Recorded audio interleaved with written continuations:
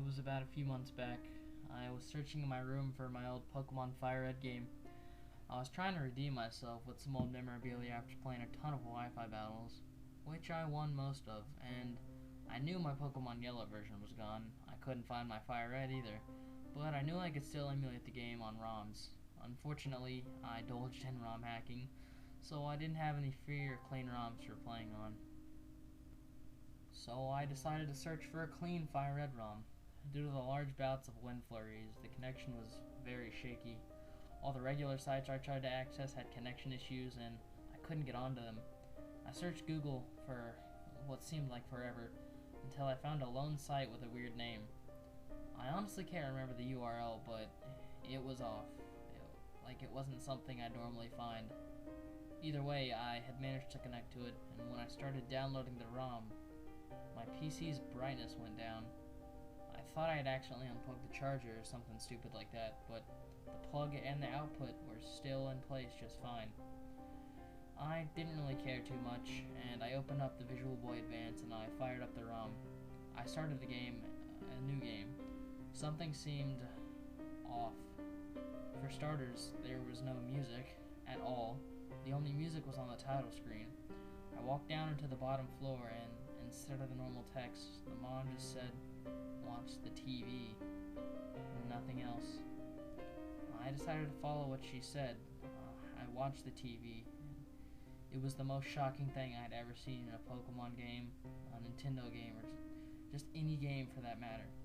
The TV said the following. It has just been reported that the World Trade Center has been successfully attacked. Police were not able to save the people inside of the building. As of now, there are no recorded survivors. After I saw what was on the TV, I was mortified. I couldn't move. I could still move in game, but I couldn't move my fingers to control my character. I was horrified at what I saw. I pushed the down key and I walked outside. There still wasn't any music. Gary's house and Oak's lab were inaccessible. There's a tree blocking the entrance, so I couldn't get in. There was a single person. It looked like the captain from the SSN. I talked to him, and he didn't say anything at all. I walked into Route 1, and I talked to the Pokemart man that gave you the potion, and he didn't say anything either. I couldn't encounter any Pokemon, as if they were too terrified to attack me. I went into Viridian City, and instead of no music, it played the Lavender Town theme. All the exits of Viridian City were blocked by trees. There was no one I could talk to, and only a single house was open. The other buildings just weren't there.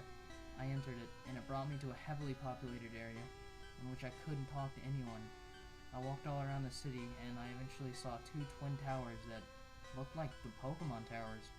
They weren't enterable, and I found a person that looked like the captain again.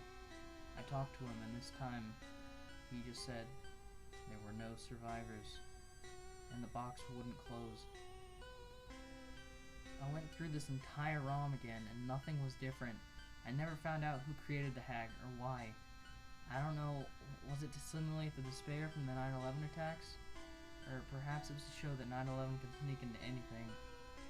I don't know, either way, I deleted the ROM, and I can't find the site where I downloaded it from. It's not in my history, and it's not in my searches.